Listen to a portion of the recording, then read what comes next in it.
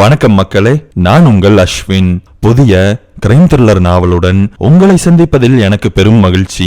தொடரும் கருப்பு கோடு. இது ஒரு ஸ்பெஷலான கதை. இந்த கதையோடு சேர்த்து நம்முடைய தளத்தில் நீங்கள் கேட்டு மகிழ என்னுடைய குரலில் இப்பொழுது 100 மணி நேரம் ஒளி வடிவில் கதைகள் இருக்கிறது. 100 மணி நேர கதைகள் என்னும் இலக்கை நாம் இப்பொழுது அடைந்திருக்கிறோம் என்பதை மகிழ்ச்சியுடன் சொல்லிக் கொள்கிறேன். இந்த ஸ்பெஷலான கதை பரபரப்பாகவும் எதிர்பாராத திருப்பங்களுடனும் அமைந்திருக்கிறது. கதை கேட்க தயாரா? கதைக்குள் செல்வோம். ஒரு கருப்பு கோடு நகர்கிறது, இடைவிடாமல் தொடர்கிறது, பல புள்ளிகளில் முட்டி மோதுகிறது. ஹலோ, கீதாவா? ஆமா, நீங்க யாரு? என்ன பண்ணிக்கிட்டு இருக்க? நீங்க யாருன்னு முதல்ல சொல்லுங்க. நீ கீதா தானே? அதான் சொல்லிட்டனே, நீங்க யாருன்னு சொல்லல. நீ இப்போ என்ன பண்ணிக்கிட்டு இருக்க? யாரு நீங்க? கூட படிச்சவங்களா? பிராங்க் பண்றீங்களா? கீதா, நீ உன்னோட உமன்ஸ் ஹாஸ்டல்ல இப்ப என்ன பண்ணிக்கிட்டு இருக்க? யார் நீங்க? இப்பொழுது அவளுடைய குரல் மிகவும் பயத்துடன் ஒலித்தது. சரி கீதா, உங்களோட விளையாடுறதுக்கு எனக்கு நேரம் இல்லை. உன்னோட பிரைவேட்டான ஃபோட்டோஸ் எல்லாம் என்கிட்ட இருக்கு. அதை எப்போ எங்கே வந்து வாங்கிக்கிற? நான் சொல்கிற இடத்துக்கு வந்தீங்கன்னா டக்குன்னு வேலையை முடிச்சிடலாம். ஏய், யார் நீ? கீதா கோபமானாள். செல்லம், கோவப்படாத. நான் ஒன்று சும்மா உன்னை மிரட்டல. என்கிட்ட நிஜமாவே இருக்கு. ஃபோட்டோஸ் அனுப்புகிறேன் பாரு. அழைப்பு துண்டிக்கப்பட்டது. கீதாவுடைய இதயம் தாறுமாறாக துடித்தது. இது விளையாட்டல்ல, நிஜமான மிரட்டல் என்பதை அவள் புரிந்து கொண்டாள். கீதாவிற்கு அந்த நேரத்தில் ஒரு மெயில் வந்தது. திறந்து பார்த்தாள். மெயிலில் இருந்த முகவரி மிகவும் வித்தியாசமாக இருந்தது. எந்தவிதமான செய்தியும் அனுப்பப்படவில்லை. ஆனால் ஒரு கோப்பு மட்டும் இணைக்கப்பட்டிருந்தது. நடுங்கும் விரல்களால் கீதா அந்த கோப்பை திறந்தாள். அவளுடைய அந்தரங்கமான புகைப்படங்கள் அனைத்தும் குளியல் அறையில் எடுத்தது. ஒன்றா இரண்டா, எப்பொழுது எடுத்தது என்றே தெரியவில்லை. அத்தனை புகைப்படங்கள். வேகமாக அதை நகர்த்தி நகர்த்தி பார்த்து கொண்டிருந்த பொழுது திரும்பவும் அவன் அழைத்தான். இது மார்பிங்கோ அல்லது ஏஐ ஜெனரேட்டடோ கிடையாது. ஒரிஜினலான இமேஜஸ். யாருக்கு தெரியுதோ இல்லையோ, உனக்கு அது கண்டிப்பா தெரியும். இங்க பாரு, சிம்பிள். நீ ரொம்ப பயந்துக்காத, யாரையும் கூப்பிடாத. நான் சொல்ற அமௌண்ட்டை மட்டும் எடுத்துக்கிட்டு நேரடியா லாவெண்டர் பார்க்குக்கு வந்துரு. நீ படிச்ச பொண்ணு, இதை காம்ப்ளிகேட் பண்ண மாட்டேன்னு நினைக்கிறேன். டைம் உனக்கு இமெயில்ல வரும், ஓகேவா? ஏதாவது விளையாடணும்னு நினைக்காத, அது உன்னால முடியாது. நான் உன்னை க்ளோஸா வாட்ச் பண்ணிக்கிட்டு இருக்கேன். முதல்ல ஜன்னல்ல இருந்து தள்ளி உள்ள போய் நில்லு. உன்னோட பயப்படுற ஃபேஸை என்னால பார்க்க முடியல. ஜன்னல் வாயிலாக யாராவது பார்க்கிறார்களா என்று எதிரில் இருந்த கட்டடத்தை வேகமாக நோட்டமிட்டாள். நான் தான் உன்னை உள்ள போன்னு சொல்றேன்ல. அவனுடைய குரல் சாதாரணமாக இருந்தாலும் உதிர்த்த ஒவ்வொரு வார்த்தைகளும் பயமுறுத்தக்கூடியதாகவே இருந்தது. கீதா இருக்கையில் வந்து தொப்பென்று விழுந்தாள். முழுவதுமாக வியர்த்தாள். அவன் சொன்னதை போல செய்வதா வேண்டாமா என்றெல்லாம் அவள் குழம்பவில்லை. அதிக நேரம் எடுத்து சிந்திக்கவில்லை. முகம் கழுவினாள். ஏடிஎம் கார்டை எடுத்துக்கொண்டாள். மெயிலை திறந்து பார்த்தாள். எவ்வளவு பணம் கொடுக்க வேண்டும் என்று அவன் அனுப்பியிருந்தான். அந்த பணம் அவளிடத்தில் இருக்கிறது. எல்லாம் கஷ்டப்பட்டு சம்பாதித்தது. மொத்த உடம்பும் வலிக்க சம்பாதித்தது. இப்பொழுது அதை கொண்டு போய் பெயர் தெரியாத, முகம் தெரியாத ஒரு நபரிடம் கொட்ட வேண்டிய நிலைமை. இதையெல்லாம் பற்றி யோசித்து கொண்டே அறையை விட்டு வெளியே வந்த பொழுது ஹாஸ்டல் வார்டன் அவளை தடுத்து நிறுத்தினாள். எங்கம்மா இந்த நேரத்தில் போற? ஒரு எமர்ஜென்சி மேடம். என்ன எமர்ஜென்சி? ஏதாவது உதவி வேணுமா? இல்லை மேடம், நானே பார்த்துக்கிறேன். என்ன எமர்ஜென்சின்னு சொல்லிட்டு போகிறது உன்னோட கடமை. மேடம், ஃப்ரெண்டுக்கு உடம்புக்கு முடியல. பொய் சொல்லலையே. இது வரைக்கும் இப்படி கிளம்பியிருக்கணும் மேடம். எதுக்காக தேவையில்லாத கேள்வியெல்லாம் கேட்குறீங்க? நான் பாருங்க, அப்படியே போட்ட ட்ரெஸ்ஸோடு கிளம்புறேன். அந்த நேரத்தில் மிகவும் சாதுரியமாக பேசினாள். சரி, போயிட்டு வா. வார்டன் சொன்னதுதான் மாயம். அங்கிருந்து வேகமாக கிளம்பி விட்டாள் கீதா. பயமோ அல்லது வேறு ஏதோ சக்தியோ அவளை மின்னல் வேகத்தில் இயக்கி கொண்டிருந்தது. நேரடியாக அங்கிருந்து ஏடிஎம்மிற்கு போனாள். நடந்தே சென்றாள். லாவெண்டர் பார்க் என்பது அவள் தங்கியிருந்த பெண்கள் விடுதியிலிருந்து வெகு தூரத்தில் இல்லை. அதுவும் இல்லாமல் அவளிடத்தில் எந்தவிதமான வண்டியும் கிடையாது. 2 பேர் ஏடிஎம் சென்டரில் பணம் எடுத்து கொண்டிருந்தார்கள். இவங்க வேற நேரம் புரியாம வாய்க்குள் முணுமுணுத்தபடியே ஏடிஎம் கார்டையும் பர்ஸையும் கெட்டியாக பிடித்து கொண்டு பதற்றத்துடன் காத்திருந்தாள் கீதா. எப்படி இந்த போட்டோஸ் எல்லாம் வெளியில போயிருக்கும்? யார் எடுத்திருப்பா? யார் எடுத்திருந்தாலும் அதை இப்ப கண்டுபிடிக்க முடியாது. சொன்ன மாதிரியே பணத்தை கொடுத்ததுக்கு அப்புறமா அவன் போட்டோஸை டெலீட் பண்ணிட்டா பரவாயில்ல. போங்க. யோசித்து கொண்டிருந்தவளை ஒரு குரல் தடுத்து நிறுத்தியது. ஏடிஎம் சென்டருடைய வாட்ச்மேன் தான். பணம் எடுத்து கொண்டிருந்த 2 பேர்கள் எப்பொழுது கிளம்பினார்கள் என்றே அவளுக்கு தெரியவில்லை. கதவை திறந்து கொண்டு உள்ளே போனாள். கார்டை செருகினாள். விரல்கள் நடுங்க பின்னை போட்டாள். அவன் சொன்ன தொகையை ஈடுகட்ட அவள் 3 முறை பணம் எடுக்க வேண்டியதாக இருந்தது. அவள் எடுத்து வந்திருந்த பர்சில் பணத்தை வைக்க முடியவில்லை. அந்த சென்டரில் இருந்த குப்பை தொட்டியை பார்த்தாள். ஏதோ ஒரு காகிதம் எடுத்து பார்த்தாள். ஒரு காலேஜுடைய அட்மிஷன் விளம்பரம். பணத்தை அதில் வைத்து அப்படியே சுருட்டினாள். சென்டரை விட்டு வெளியே வந்தாள். வாட்ச்மேன் இவளை கூர்மையாக பார்த்து கொண்டிருந்தார். அதை பற்றி கவலைப்படாத கீதா லாவெண்டர் பார்க்கை நோக்கி வேகமாக நடந்தாள். பணத்துடன் காத்திருக்க தொடங்கினாள். அவன் சொன்ன நேரமாகியும் அவன் வரவில்லை. எங்கே நிற்பது என்றும் அவளுக்கு தெரியவில்லை. லாவெண்டர் பார்க் மூடியிருந்தது. இந்த இரவு நேரத்திலும் திறந்து வைக்க அது என்ன காவல் நிலையமா? தேவையில்லாத இப்படி ஒரு சிந்தனையும் அவளுக்கு வந்தது. திடீரென்று அவளையும் அறியாமல் பயம் சற்று தணிந்ததை போல தோன்றியது. ஏன் அப்படி என்று தெரியவில்லை. ஆனால் முழுவதுமாக பயம் போகவில்லை என்பது மட்டும் தெரியும். இதுபோல பணம் சம்பாதிப்பவர்கள் எல்லாம் வாழ்வதற்கு பதிலாக இறந்து விட்டால் பரவாயில்லை என்பது அவளுடைய யோசனையாக இருந்தது. தூரத்தில் ஒரு கருப்பு நிற வேன் வந்தது. இருட்டிலேயே அது வந்தாலும் மிகவும் தெளிவாக தெரிந்தது. கீதா அந்த வேனை பயத்துடன் பார்த்து கொண்டிருந்தாள். அவளை விட்டு சற்று தூரத்தில் அந்த வேன் அப்படியே நின்றது. இடதுபுறத்தில் வேன் இருக்கிறது என்றால் அவளுக்கு வலப்புறத்தில் சற்று தூரத்தில் ஒரு நபருடைய காலடி ஓசை அவளுக்கு கேட்டது. ஆனால் வலப்பக்கம் திரும்புவதற்கு பயமாக இருந்தது. காலடி ஓசை தூரத்தில் தான் கேட்டது. அதற்குள் தன்னுடைய வேலை முடிந்துவிட்டால் மிகவும் சிறப்பு என்று நினைத்தாள். இதுபோன்ற சிக்கலான சூழ்நிலைகளில் மனிதனால் விதவிதமாக நினைக்க மட்டும்தான் முடியும். அவளுடைய கைபேசிக்கு அழைப்பு வந்தது. போன முறை அழைத்த எண் அல்லாமல் இந்த முறை எண் புதிதாக இருந்தது. எடுத்தாள். அவன்தான் பேசினான். பணத்தை எடுத்துட்டியா? எடுத்துட்டேன். அந்த போட்டோஸை எல்லாம் நீ என்னோட கண்ணு முன்னாடியே டெலீட் பண்ணணும். உன் கண்ணு முன்னாடியில டெலீட் பண்ண முடியாது. நான் டெலீட் பண்றேன்னு சொன்னா பண்ணிடுவேன். உன்ன மாதிரி ஆள்னால இவ்வளவு பணம் தான் கொடுக்க முடியும்னு எனக்கு தெரியும். அதை வச்சுக்கிட்டு திரும்பவும் உன்னை நான் டிஸ்டர்ப் பண்ண மாட்டேன். என்ன புரியுதா? இப்ப நான் என்ன பண்ணணும்? உங்ககிட்ட இருக்கிற பணத்தை அப்படியே நீட்டு, நான் வாங்கிக்கிறேன். எனக்கு புரியல. ஒரு கையில பணத்தை பிடிச்சு அப்படியே நீட்டு, நான் வேன்ல வந்து அப்படியே வாங்கிக்கிறேன். போட்டோவை டெலீட் பண்ணிருவீல? டெலீட் பண்ணிருவேன். எத்தனை தடவை சொல்றது? பணத்தை முதல்ல நீட்டு. கட்டுக்கட்டாக இருக்கும் பணத்தை அப்படியே வலது கையில் கொத்தாக பிடித்தாள் கீதா. அதை அவன் சொன்னபடியே உயர்த்தி காட்டினாள். வேன் மெதுவாக அவளை நெருங்கியது. வேன் அவளை சமீபித்ததும் பணத்தை பிடுங்கி கொண்டான் அவன். ஒரு நிமிடம் வேனுக்குள் என்ன இருக்கிறது என்று கீதா பார்க்க முயற்சி செய்தாள். அதற்குள் அவளுடைய கையை பற்றி இழுத்தான் அவன். இதை அவள் எதிர்பார்க்கவில்லை. வேன் சற்று முன்னே சென்று விட்டதால் அவனாலும் அவளை சரியாக பிடிக்க முடியவில்லை. அவனுடைய கரத்திலிருந்து இவளுடைய கரம் நழுவியது. இதுதான் சாக்கு என்று அவள் ஓடத் தொடங்கினாள். தரையை பார்த்து கொண்டு உயிரை கையில் பிடித்து கொண்டு முழு வேகத்தில் ஓடினாள். அவளுக்கு எதிராக ஒரு நபர் வந்தான். அவனால் இவளை சரியாக பார்க்க முடியவில்லை. இவள் அவனை கடந்து விட்டாள். வேனில் இருந்தவன் எட்டி குதித்தான். அவளை பின்பற்ற தொடங்கினான். இருவருக்கும் இடையில் இருந்தவன் திரும்பி அந்த பெண்ணை பார்த்தான். அவள் உடுத்தியிருந்த உடையை பார்த்ததும் அவனுடைய மூளையில் ஒரு மின்னல் வெட்டியது. இது கீதா தானே? அவளோட ட்ரெஸ் மாதிரியே இருக்கு. 2 வாசகங்களை மட்டும்தான் யோசித்து பார்க்க முடிந்தது. அதற்குள் துரத்தும் நபரின் மீது அவனுடைய கவனம் படிந்தது. அவன் வேகமாக துரத்த தொடங்கினான். நில்றா, எதுக்குடா அந்த பொண்ணை துரத்துற? கத்திக்கொண்டே இவனும் துரத்தினான். ஓடிக்கொண்டிருந்தவன் திரும்பி இவனை ஒரு முறை பார்த்தான். திரும்பவும் ஓடினான். இரண்டாவதாக வந்தவன் திரும்பவும் துரத்தினான். இவன் துரத்திட்டு போற பொண்ணை பார்த்தா என்னோட தங்கச்சி மாதிரி இருக்கே. கீதா கீதா என்று கத்தினான் ககன். ஓடிக்கொண்டிருந்தவன் அப்படியே நின்றான். ககனை நோக்கி அவன் ஓடி வந்தான். பயங்கர பாய்ச்சலுடன் இவனை நெருங்கி இவனுடைய இடுப்பை வலிமையான கரங்களால் சுற்றி பிடித்து அப்படியே தூக்கி தரையில் வீசினான். ஒரு நிமிடம் ககனுக்கு உலகமே ஆடியது. பயங்கரமாக அலறினான். தெருவென்று கூட பார்க்காமல் உருண்டான். திரும்பவும் தாக்குதல் முயற்சியில் இறங்கினான் எதிரில் வந்தவன். ககன் சுதாரித்து கொண்டான். முஷ்டியை முறுக்கி முழு பலத்துடன் அவனுடைய தலையில் கொட்டினான். சிறுபிள்ளைத்தனமாக இருந்தது அவனுடைய தாக்குதல். இருந்தாலும் அவனுக்கு வலித்திருக்க வேண்டும். தலையை பிடித்து கொண்டான். 2 கரத்தாலும் அவனை இவன் அடித்து கொண்டே இருந்தான். அந்த தாக்குதல்களில் பலமில்லை. ககனுடைய அடிவயிற்றில் ஒரு குத்து விழுந்தது. அலறக்கூட நேரமில்லை. முகத்தில் அடுத்த அடி விழுந்தது. தொடர்ந்து அடி விழுந்து கொண்டே இருந்தது. அவன் இவனை விட்டு ஓட முயற்சித்தான். கீதாவை பிடித்துவிட வேண்டும் என்பது அவனுடைய எண்ணம். ஆனால் அதற்கு ககன் ஒத்துழைக்கவில்லை. அவன் போட்டிருந்த அடர் நீல நிற டிஷர்ட்டை பற்றி இவன் இழுத்தான். அவன் திரும்பி கூட பார்க்காமல் பின்னோக்கி எட்டி உதைத்தான். மூக்கு உடைந்து ரத்தம் பெருகியது. முழு வேகத்துடன் அவன் ஓடினான். அவனை தடுத்து நிறுத்த வேண்டும் என்று இவனும் சிரமப்பட்டு எழுந்தான். அதற்குள் கீதா எங்கே சென்றாள் என்றே தெரியவில்லை. ஓடிக்கொண்டிருந்தவன் அவள் கண்டிப்பாக ஹாஸ்டலுக்குத்தான் சென்றிருப்பாள் என்று தீர்மானித்து கொண்டான். ககன் அவனை துரத்தி கொண்டு நெருங்கினான். குழந்தை போல அவனுடைய தோளில் தொத்தி கொண்டான்.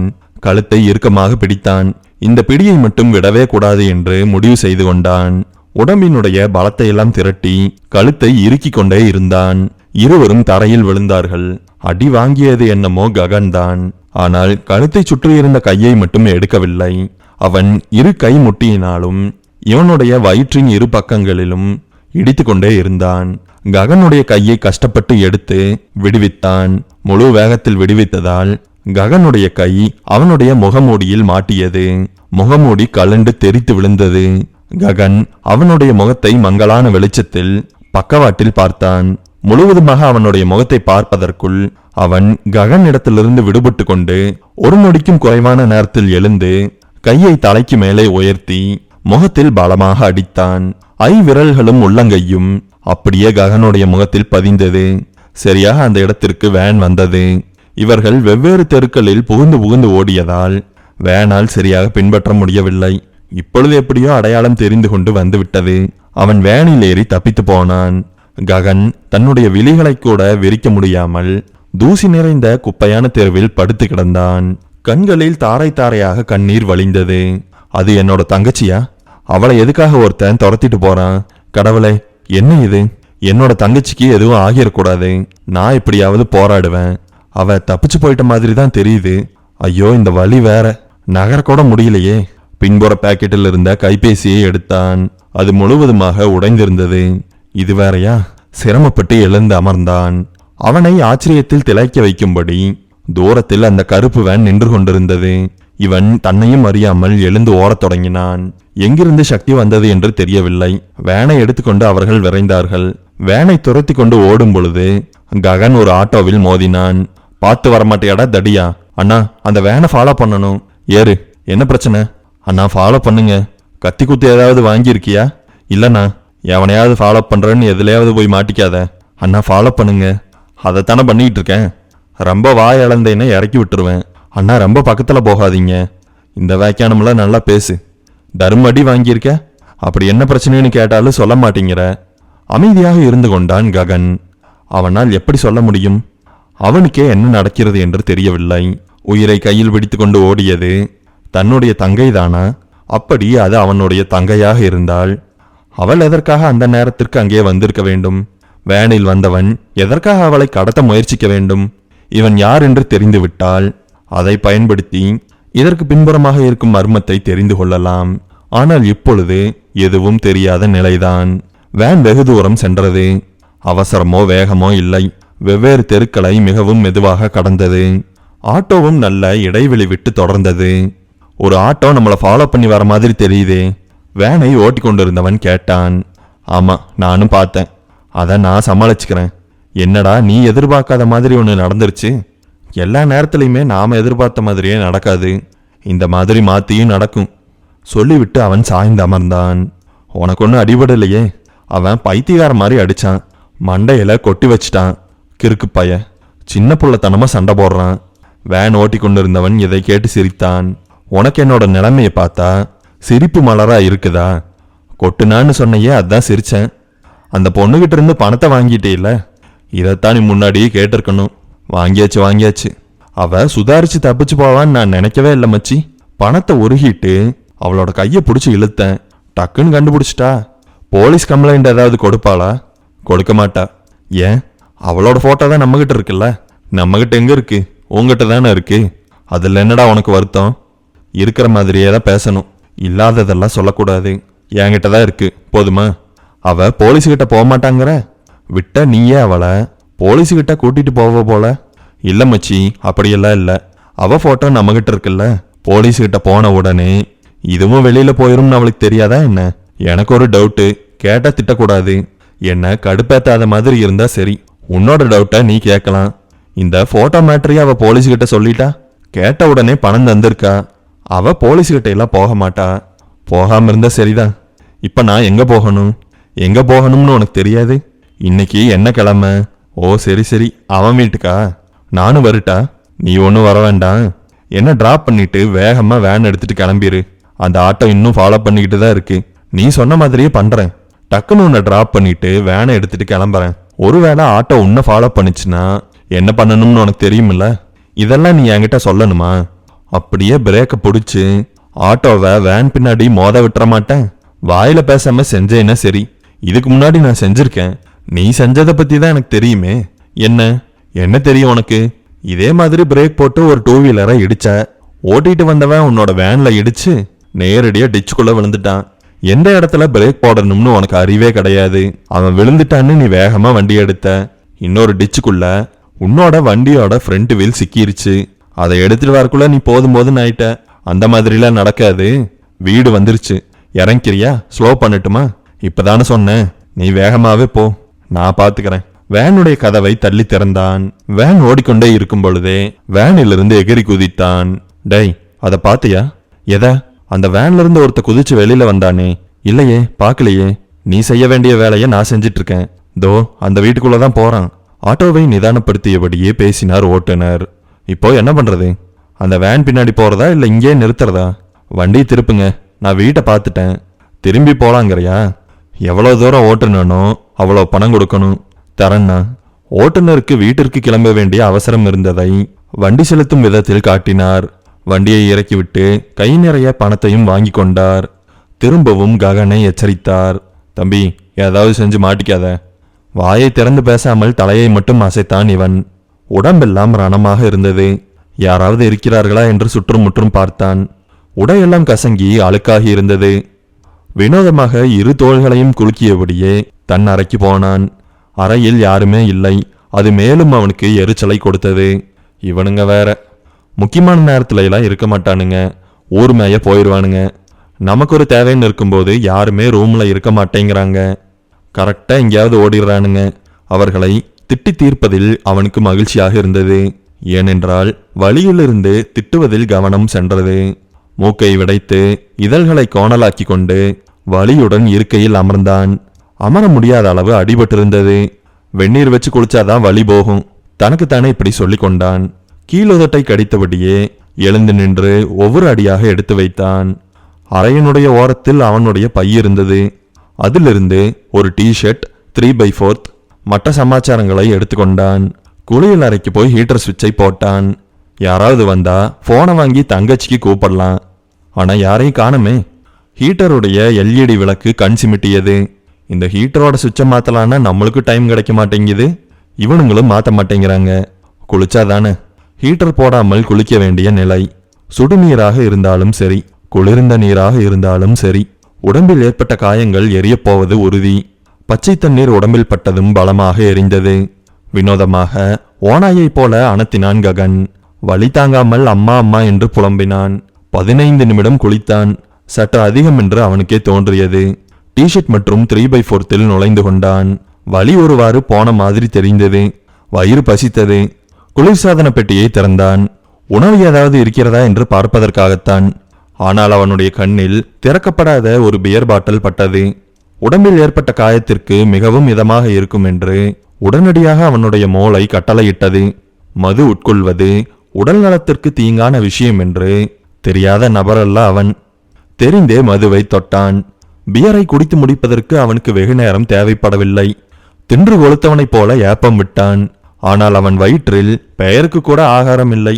பியர் நிறைந்த தொப்பையுடன் அஷ்டகோணலாக அசிங்கமாக கட்டலில் விழுந்தான். அதன் பிறகு வலியை மறந்த தூக்கம். ககன், எந்திரி. உடம்புக்கு என்ன பண்ணுது? ககன் கண் விழித்ததும் அவனுடைய கண்களில் சூரிய ஒளி பாய்ந்தது. சுருக்கி விரித்து கொண்டான். ஃப்ரிட்ஜில் வச்சிருந்த பீரை நீத காலி பண்ணியா? மேலும் கீழும் தலையை ஆட்டினான். குடிப்பதற்கு ஏதாவது வேண்டும் என்பதைப் போல செய்கை செய்தான். காலையிலேயே உனக்கு சரக்கு கொடுப்பாங்க. ஆளப்பாரு. தண்ணி வேணும். போய் நீயே குடி. உடம்பெல்லாம் வலிக்குதுடா.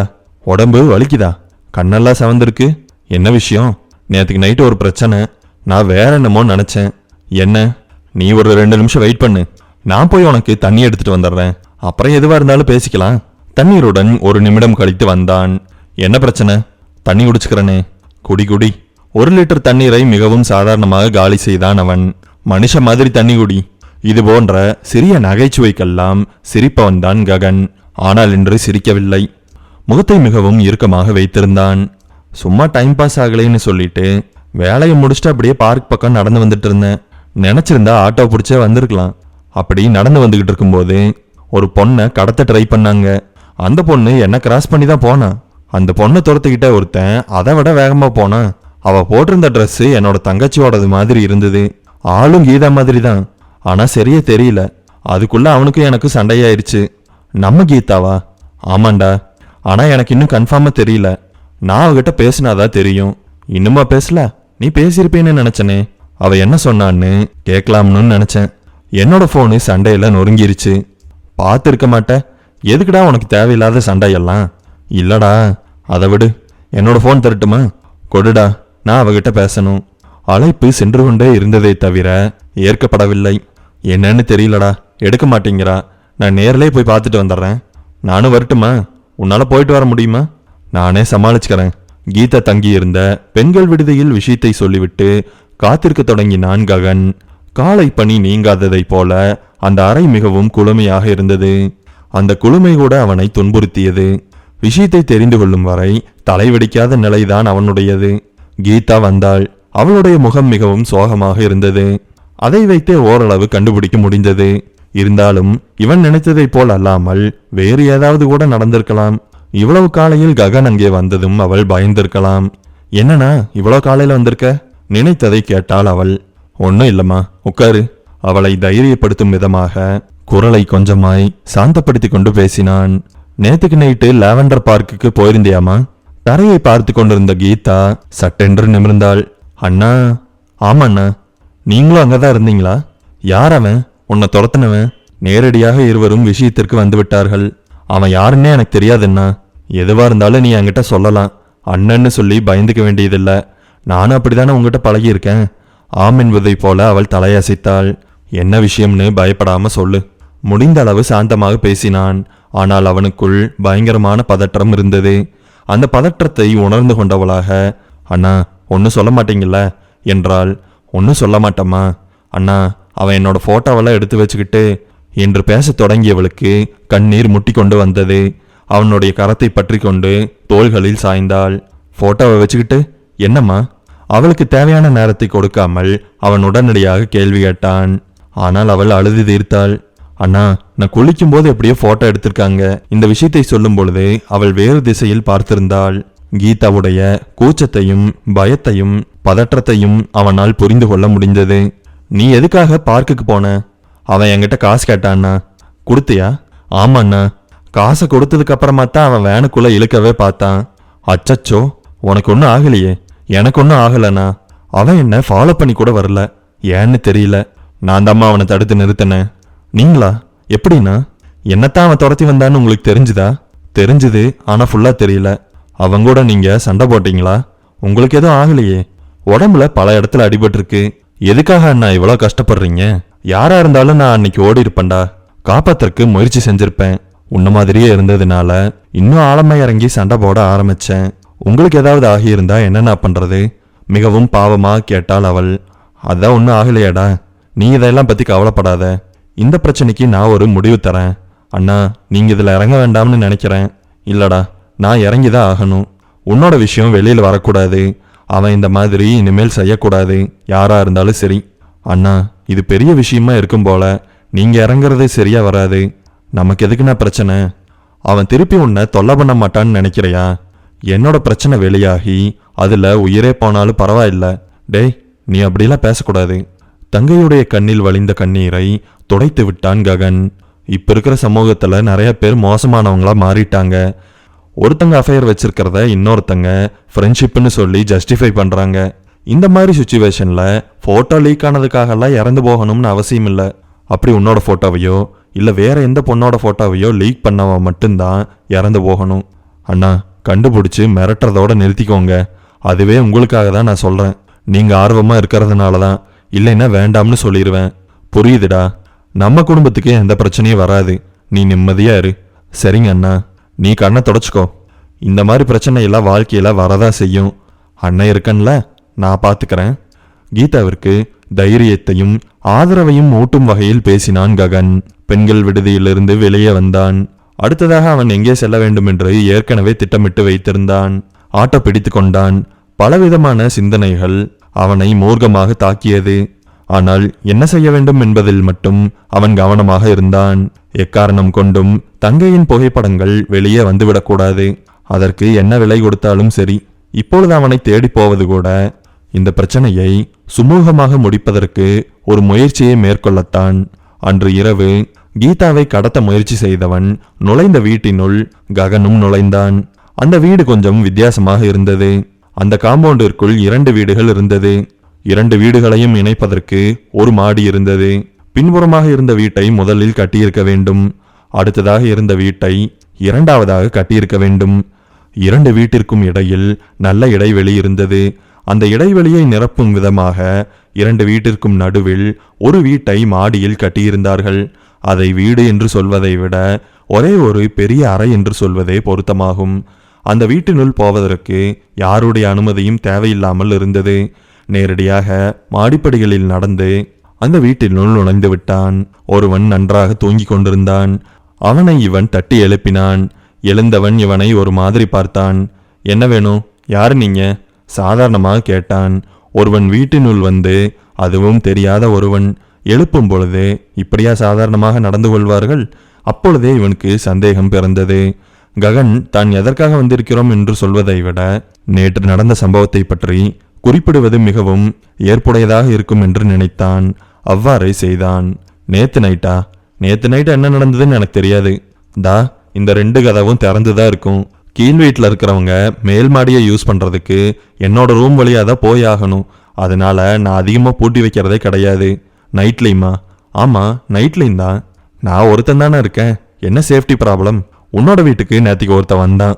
கீழ் வீட்டில் இருக்கிற யாராவது வந்திருப்பாங்க. ககன் பொறுமை இல்லாமல் அவனை நெருங்கினான். நீ சொல்றதையெல்லாம் நம்ப முடியாது. அவன் இறங்கி உன்னோட வீட்டுக்குள்ள வந்ததை பார்த்தா உனக்கும் அவனுக்கும் பல வருஷம் பழக்கம் இருக்கிற மாதிரி தெரியுது. அதனால உண்மையை சொல்லு. இங்க வந்தவன் இருக்கானா இல்ல போயிட்டானா? இல்ல அந்த ஆள் தான் நீயா? என்னங்க நீங்க பேசுறது எதுவுமே புரியல. ஆமாங்க, லேவண்டர் பார்க் பக்கத்துல ஒரு பொண்ணை நீ கடத்துறதுக்கு ட்ரை பண்ணல? நானா? பொண்ணை கடத்துறதுக்கு ட்ரை பண்ணனா? ஆமா. அதுக்கப்புறம் நீயும் நானும் சண்டை போடல? இல்லைங்க, இந்த உடம்ப வச்சுட்டு எங்க போய் சண்டை போடுறது? அப்பொழுதுதான் அவனுடைய உடல்வாகை பார்த்தான் ககன். மிகவும் பருமனாக இருந்தான். இவன் கண்டிப்பாக நேற்று இரவு சண்டை போட்டவன் அல்ல. இவன் வேறு யாரோ. ககன் இவனுடைய வீட்டில் ஒருவன் நுழைந்ததை பார்த்ததாக சொன்னது கூட ஒரு பொய்தான். வீட்டிற்குள் கடத்தல்காரன் நுழைந்ததை ஆட்டோ ஓட்டுநர் தான் பார்த்திருந்தார்.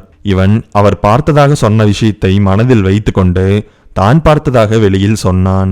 வீட்டிற்குள் இருந்தவன் மிகவும் அலட்சியமாக பேசிக் கொண்டிருந்தான். அவன் பேச பேச ககனுக்கு கோபமாகத்தான் வந்தது. இவனிடம் பேசி பிரயோஜனம் இல்லை என்பதும் புரிந்தது. நீ மட்டும் பொய் சொல்றேன்னு தெரிஞ்சது. இதுல என்னங்க பொய் சொல்றதுக்கு இருக்கு?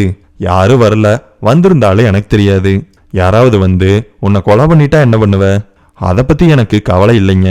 நிஜமாவா? இதை கேட்டிருக்க வேண்டியதில்லை. இருந்தாலும் ககன் கேட்டான். அவனும் ஆம் என்று தலையசைத்தான். அவனை அடிப்பதற்கு கூட இவனுக்கு மனம் வரவில்லை. நான் என்னோட நம்பரை சொல்றேன், நோட் பண்ணி வச்சுக்கோ. யாராவது வந்தாங்கன்னா எனக்கு கால் பண்ணி சொல்லு. சரிங்க. அவன் வேகமாக சரி என்று சொல்லிவிட்டு சிகரெட் அட்டை ஒன்றை எடுத்துக்கொண்டான். அதுலதான் எழுதுவியா? வேற அட்டையே இல்லையா உனக்கு? போன் இல்லையா? நீங்க திடீர்னு சொன்னீங்க, பக்கத்துல இருந்த அட்டையை எடுத்தேன். பேனா வச்சிருக்கீங்க? நீ பண்றதையெல்லாம் பார்த்தா கூப்பிட மாட்ட போலையே. கண்டிப்பா கூப்பிடுவங்க. ஒரு கோணத்திலிருந்து பார்க்கும் பொழுது அவன் பொய் சொல்வதாக இருந்தது. இன்னொரு கோணத்திலிருந்து பார்க்கும் பொழுது அவன் உண்மையை பேசுவதாக இருந்தது. ககனுக்கு இது போன்ற விஷயங்கள் எல்லாம் பழக்கமே கிடையாது. தங்கையின் மானத்தை காப்பாற்றுவதற்காகத்தான் இவ்வளவு பெரிய வேலையில் இறங்கி இருந்தான். நேரடியாக கடத்த மட்டும் முயற்சித்திருந்தால் ககன் காவல்துறையிடம் புகார் அளித்திருப்பான். ஆனால் இதில் தங்கையுடைய மானமும் அடங்கி இருக்கிறதே. இந்த விஷயத்தை எடுத்தோம் கவிழ்த்தோம் என்று நடக்க முடியாது. என்னங்க, பேனா இருக்குதா இல்லையா? விடுங்க, நானே எடுத்துக்கிறேன். தேய்ந்து போயிருந்த ஒரு பென்சிலை எடுத்துக்கொண்டு வந்தான் அவன். உங்களோட நம்பரை சொல்லுங்க. தொலைபேசி எண்ணை சொன்னான் ககன். உங்களுக்கு நான் கால் பண்றேன். எந்த பிரச்சனையா இருந்தாலும் கவலைப்படாதீங்க. யாரென்றே தெரியாத நபர்களிடமெல்லாம் இப்பொழுது ககன் அறிவுரை வாங்கி கொள்ள வேண்டிய நிலையில் இருந்தான். அந்த வீட்டில் அவன் நுழைந்தது மட்டும்தான் அவனுக்கு இருந்த ஒரே ஒரு பிடியாக இருந்தது. வேனுடைய நம்பரை கூட அவன் பார்த்து வைக்கவில்லை. அப்படியே பார்த்திருந்தாலும் அது கண்டிப்பாக போலியாகத்தான் இருக்கும். இருந்த ஒரு பிடியும் இப்பொழுது தளர்ந்திருந்தது. அவனுடைய உடம்பும் தான். தங்கை கீதா விபரீதமாக ஏதாவது செய்து கொள்ளக்கூடாது என்று பயந்து போன அவன் அவளுக்கு அழைத்தான். என்னம்மா பண்ணிக்கிட்டு இருக்க? ஆபீஸுக்கு போனையா போகலையா? இல்லனா, மனசெல்லாம் ஒரு மாதிரி இருக்கு. நீ எதுக்காக மனசை போட்டு குழப்பிக்கிற? பயப்படாத, கவலைப்படாத. எதுவா இருந்தாலும் நான் பாத்துக்கிறேன். சரிங்க அண்ணா, இப்ப கூட உன்னோட விஷயமா தான் வந்தேன். எல்லாம் நல்லபடியா போயிட்டு இருக்கு. நீ பயந்துக்க வேண்டாம், நிம்மதியா இரு. அழைப்பை துண்டித்தான். கீதாவிற்கு அவனால் முடிந்த அளவு வெற்றி நம்பிக்கையை கொடுத்தான். அந்த நம்பிக்கை அவளை கொஞ்சம் சாந்தப்படுத்தும்.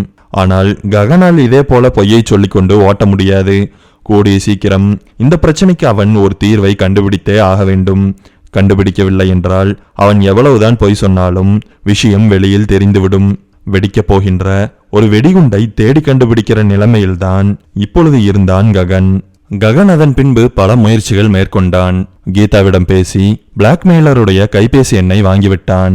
அதற்கு பல முறை முயற்சி செய்தான். சமூக வலைதளத்தில் அந்த எண்ணிற்கு ஏதாவது கணக்கு இருக்கிறதா என்று பார்த்தான்.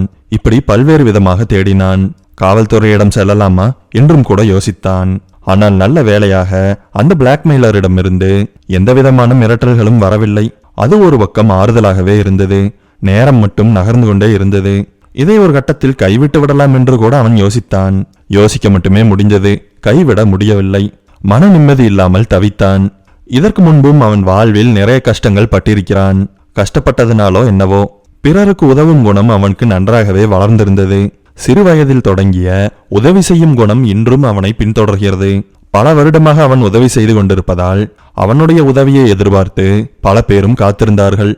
அவன் என்னதான் பெரிய பணக்காரன் இல்லை என்றாலும் தன்னால் முடிந்த உதவிகளை செய்து கொண்டே இருப்பான். பசித்த ஏழை எளியவருக்கு சாப்பாடு வாங்கி தருவான்.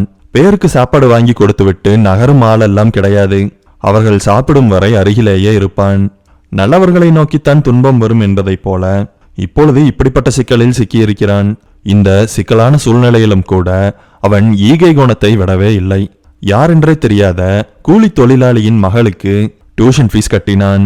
ஒரு வயதான அம்மாள் சிறிய பெட்டிக்கடை ஒன்று வைத்திருந்தாள்.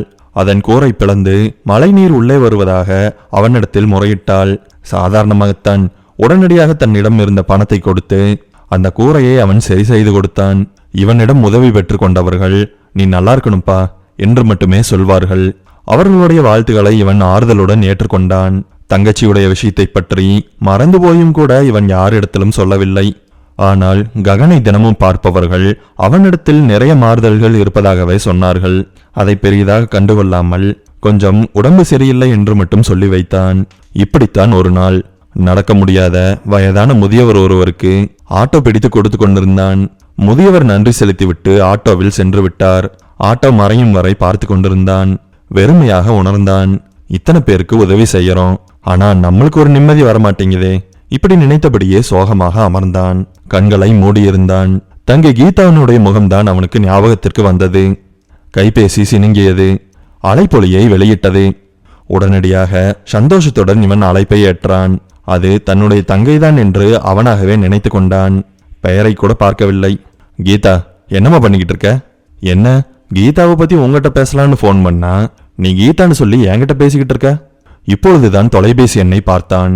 சாரி சார், நீங்க யார் பேசுறீங்க? கீதாவோட பிளாக்மெயிலர். அன்னைக்கு கூட பார்க்கில் வச்சு அடிச்சியே. நீயா? நானே தாண்டா, உன்னை தாண்டா தேடிக்கிட்டு இருக்கேன். தெரியுமே. எதுக்காக கூப்பிட்ட? உன்னோட தங்கச்சியை பிளாக்மெயில் பண்ணி போர் அடிச்சிருச்சு. அதனால இப்போ உன்னை பிளாக்மெயில் பண்ண போறேன். சம்மதமா? ககனுடைய நாக்கு திடீரென்று தடிமனானதைப் போல உணர்ந்தான் அவன். விரைத்து போனதைப் போல அசைக்க முடியாமல் இருந்தது. பேச்சு எழவில்லை. என்ன அமைதியாயிட்ட? நான் சொல்றதை கேட்க போறியா இல்லையா? கேட்குறேன். என்ன வேணாலும் பண்ணிக்கோ. என்னோட தங்கச்சியை விட்டுரு. நிறைய அண்ணன் தங்கச்சி படம் பாப்பையா? உன்னோட எமோஷன் கிளீஷேவா இருக்கு. ப்ளீஸ்டா, என்னோட தங்கச்சியை விட்டுரு. படங்கள்ல வர டிப்பிக்கலான அண்ணன் கேரக்டர் மாதிரி நடந்துக்காத. நான் என்ன பண்ணணும்? இது தெளிவான கேள்வி. இன்னைக்கு உனக்கு ஏதாவது வேலை இருந்தா அதெல்லாம் ஒதுக்கி வச்சிரு. நீ சொல்றதையெல்லாம் என்னால செய்ய முடியாது. நான் இதை திமிராவோ இல்ல ஆணவத்தோடையோ சொல்லல. என்னால உண்மையாவே முடியாது.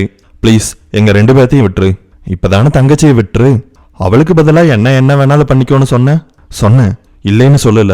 எங்க குடும்பம் சின்னது, எங்களை விட்டுடு. உனக்கு தேவையான பணம் கிடைச்சிருச்சுல. எனக்கு சில வேலைங்கள்லாம் ஆகணும். அதை யாரை வச்சு பண்றது? உன்னை வச்சுதான் பண்ணணும். இதுக்காக ஆளை வச்சு அவனுக்கு பணத்தை கொடுக்க முடியுமா? சரிடா, நீ செய்யற மாதிரி தெரியல. நான் சொல்றத நீ செய்யலைனா நான் என்ன செய்ய போறேன்னு உனக்கு தெரியாதுல்ல. அதை இப்ப சொல்றேன். உன்னோட தங்கச்சி ஹாஸ்டல்ல தானே இருக்கா? அவ என்ன ட்ரெஸ் போட்டிருக்கா, எங்க நிக்கிறா, என்ன பண்ணிக்கிட்டு இருக்கா, எல்லா விஷயத்தையும் அப்படியே சொல்லிட்டா. அழைப்பை துண்டித்தான் ககன். பயத்துடன் தன்னுடைய தங்கைக்கு தொலைபேசியில் அழைத்தான். கீதா, அண்ணன் பேசுறமா? சொல்லுங்கண்ணா. என்ன கலர் ட்ரெஸ் போட்டிருக்க? அவள் ஒரு நொடி தயங்கினாள். சொல்லுமா. Pink colour. எங்க நின்றுகிட்டு இருக்க? துணியெல்லாம் துவைச்சு காய போட்டுக்கிட்டு இருக்கேன். ஹாஸ்டல் மாடியில. சரி இருமா, நான் உனக்கு திரும்பி கூப்பிடுறேன். நீ ஹாஸ்டலுக்குள்ள போயிரு, வெளியில நிக்காத. கீதாவுடைய அழைப்பை துண்டித்து விட்டு திரும்பவும் பிளாக்மெயிலருக்கு அழைத்தான். என்ன பிங்க் கலரா? அவசர அவசரமா உன்னோட தங்கச்சி மாடியிலிருந்து கீழே இறங்குற மாதிரி தெரியுது. உனக்கு என்ன வேணும்? சட்டத்துக்கு புறம்பா நான் எதுவும் செய்ய மாட்டேன். பெரிய சட்ட வல்லுநரா நீ? ஏன் செய்ய மாட்டேன்? உன்னோட தங்கச்சியோட போட்டோஸ் எல்லாம் வெளியில வரணுமா? இவ்வளவு நேரம் இதை சொல்ல வேண்டான்னு பார்த்தா சொல்ல வைக்கிறியே. நான் செய்ய மாட்டேன். உன்னோட தங்கச்சியை கொலை பண்ணிடுவேன். பரவாயில்லையாடா? செய்ய மாட்டேன்னு அடம்பிடிக்காத. என்ன செய்யணும்னு கேளு. குழப்பமும் பயமும் மூழ்கமாக ககனை தாக்கியது. நான் என்ன செய்யணும்? தயங்கியபடியே கேட்டான். நான் என்ன சொல்றேனோ அப்படியே செய்யணும். சட்டத்துக்கு புறம்பானதா இல்லையாங்கிறதெல்லாம் மேட்டரே கிடையாது. நீ என்ன சொன்னாலும் செய்யறேன். ஆனா என்னோட தங்கச்சி விட்டுருவே இல்லை. அது அப்புறமா பார்க்கலாம். முதல்ல நான் சொன்னதை நீ சரியா செய்யணும்ல. உன்னோட ரூம்ல கரண் ஒருத்தன் தங்கியிருக்கான்ல? ஆமா, அவன் என்னோட ஃப்ரெண்டு தான். அவனை நீ அட்டாக் பண்ற. அதுதான் நான் உனக்கு தரப்போற முதல் ஆர்டர். நீ வெளியில தானே இருக்க. ரூமுக்கு முதல்ல கிளம்பி போயிட்டு எனக்கு கால் பண்ணு. அதுக்கப்புறமா என்ன பண்ணணுங்கிறத நான் தெளிவா சொல்றேன். செய்வேன்னு நினைக்கிறேன். தங்கச்சியோட முகத்தை ஞாபகம் வச்சுக்கோ. அவனை எதுக்காக அடிக்கணும்? எதிர்கேள்வியெல்லாம் கேட்கக்கூடாது. போனை வை. நான் ஏற்கனவே உங்ககிட்ட நிறைய நேரம் பேசிட்டேன். அழைப்பை ககன் தான் துண்டித்தான். இப்படி ஒரு வினோதமான விஷயம் நடக்கும் என்று அவன் கனவிலும் நினைக்கவில்லை. நேரடியாக தன்னுடைய அறைக்கு கிளம்பி போனான். அங்கே அவனுடைய நண்பன் கரண் இல்லை. தொலைபேசியில் அவனுக்கு அழைக்கலாமா என்றும் யோசித்தான். அழைத்து என்ன சொல்வது? அதை பற்றி அவனுக்கு தெரியவில்லை. ஆனால் அவனை அழைப்பது வீண் வேலை என்பது மட்டும் புரிந்தது. பிளாக்மெயிலரிடமிருந்து அழைப்பு வந்தது. என்ன, ரூமுக்கு வந்துட்டியா? வந்துட்ட ஃபோன் பண்ண மாட்டேன்? இல்ல, யோசனையா இருந்தேன். என்ன உனக்கு புடுங்குற யோசனை? நான் சொல்றத செய்யறதுல மட்டும்தான் உன்னோட கான்சென்ட்ரேஷன் இருக்கணும். உன்னோட ரூம்ல புதுசா ஒரு பெட்டி இருக்கு பாரு. எங்க? கிச்சனோட ஸ்லாபுக்கு கீழே. போய் பார்த்தான். ஒரு பெட்டி இருந்தது. ஆமா இருக்கு. அந்த பெட்டியில நிறைய கயிறு இருக்கு. உன்னோட ஃப்ரெண்டை அட்டாக் பண்ண உடனே நீ அதுல தான் கட்டி வைக்க போற. இன்னும் என்னென்னமோ இருக்கு. பெட்டிக்குள் கைகளை துளாவியபடியே கேட்டான் ககன். ஆமா, நிறைய இருக்கு. அந்த கயிறெல்லாம் விளக்கிட்டு பார்த்தீங்கன்னா கை நீளத்துக்கு சின்னதா ஒரு கட்டை இருக்கும். அதை எடுத்து சட்டைக்குள்ள மறைச்சு வச்சுக்கோ. எக்காரணம் கொண்டு உன்னோட ஃப்ரெண்டு தப்பிச்சிடக்கூடாது. அவனை நீ சரியா மண்டையில அடிச்சு கட்டி போடணும். பின்னந்தலையில தான் அடிக்கணும். பின்னந்தலையோட மத்திய பகுதியில அடிச்சிடாத. பின்னங்கலத்துக்கு மேலதான் நீ அடிக்கணும். அப்படி அடிச்சாதான் மயங்குவான். நீ பாட்டுல பின்னந்தலையில அடிச்சிட்டேன்னு வை, செத்துருவான். அவனை கட்டி போட்டுட்டு எனக்கு கால் பண்ணு. அவன் வந்துட்டான்னு நினைக்கிறேன். அழைப்பை துண்டித்தான் பிளாக்மெயிலர். ககன் அவசர அவசரமாக கட்டையை எடுத்து மறைத்து வைத்து கொண்டான். சமையல் அறையிலிருந்து வெளியே வந்தான். வாடா, இன்னைக்கு எங்க போய் விசாரிச்சுட்டு வந்த? மார்க்கெட்லயா? மார்க்கெட்ல யார் இருக்காங்க விசாரிக்கிறதுக்கு? விசாரிச்சேன், ஆனா ஒன்னும் தெரியல. நீ எங்க போயிட்டு வர? அது எதுக்கு உனக்கு? கரண் பேசியபடியே சட்டையை கழற்றி ஹேங்கரில் மாட்டினான். அடுத்ததாக அவன் ஃபேண்டை கழற்றி கொண்டிருந்த பொழுது முழு பலத்துடன் அவனுடைய பின்னந்தலையில் தாக்கினான் ககன். உடனடியாக அவன் சரிந்தெல்லாம் விழவில்லை. திரும்பவும் அடிக்க வேண்டியதாக இருந்தது. கரண் நிலை தடுமாறி கொண்டிருக்கும் பொழுது ககன் நடு அறையில் இருக்கையை எடுத்துக்கொண்டு வந்து போட்டான். கஷ்டப்பட்டு கரணை அதில் கிடத்தினான். சமையலறை நோக்கி ஓடினான். கயிறுகளுடன் திரும்பி வந்தான். தனக்கு தெரிந்ததைப் போல அவனை கயிற்றை போட்டு கட்டினான். கைபேசியை எடுத்தான். நீ சொன்ன மாதிரியே அவனை கட்டி போட்டுட்டேன். அடுத்ததா என்ன செய்யணும்? அரை மயக்கத்தில் இருந்த கரண் அவன் பேசுவதை கேட்டான். மச்சி, என்னடா பேசிட்டு இருக்க? யாருகிட்டடா பேசுற? அந்த பாக்ஸ்குள்ள ஒரு சிரஞ்ச் இருக்கும். ஒரு மெடிசனும் இருக்கு. மெடிசனை சிரஞ்சில ஃபில் பண்ணி அவனோட கையில ஏத்திரு. உனக்கு இன்னொரு வேலையும் இருக்கு. இதை முடிச்சதுக்கு அப்புறமா திரும்பவும் கூப்பிடு. பிளாக்மெயிலர் சொன்னதை போலவே செய்தான். எவ்வளவு மருந்து கொடுத்த? நார்மலான அளவுதான். அடுத்ததா நீ என்ன பண்றீன்னா, உன்னோட ஃப்ரெண்டோட போனை எடுத்து அதை சுவிட்ச் ஆஃப் பண்ணிரு. 2 நிமிடங்கள் கழித்து சுவிட்ச் ஆஃப் பண்ணியாச்சு. பரவாயில்லையே, வேகமா இருக்க. ஹோட்டல் ஹேவ்லாட் தெரியுமா? தெரியும், ஆனா ஒரு தடவை கூட உள்ள போனதில்ல. இன்னைக்கு நீ போற. உள்ள போன உடனே 3வது டேபிள்ல நீ ஒரு நபரை சந்திப்ப. சந்திச்சதுக்கு அப்புறமா அது யாருன்னு உனக்கே தெரியும். இயர்போன் வச்சிருக்கியா? இருக்கு. அதை எடுத்து காதுல மாட்டிக்கோ. அப்பத்தானே நான் உங்ககிட்ட ஈஸியா பேச முடியும். ஹோட்டலுக்கு போயிட்டு கால் பண்றேன். நீ சொன்ன மாதிரியே நடந்துக்கவே இல்லை. நான் இது வரைக்கும் உங்ககிட்ட எதுவுமே சொல்லலையே. நீ ஏதாவது நல்லது செய்வேன்னு தான் நீ சொல்றதெல்லாம் நான் செஞ்சுக்கிட்டு இருக்கேன். பார்க்கலாம். உன் ஃப்ரெண்டு இப்ப முழிச்சிருக்கானா தூங்கிட்டு இருக்கானா? தூங்கிட்டான். அவன் எந்திரிக்கிறதுக்குள்ள நீ 2வது ஆர்டரை முடிச்சாகணும்.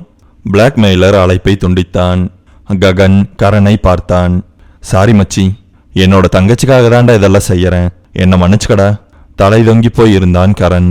அறையை நன்றாக பூட்டிவிட்டு தெருமுக்கில் இருந்த ஆட்டோ ஸ்டாண்டை நோக்கி விரைந்தான்.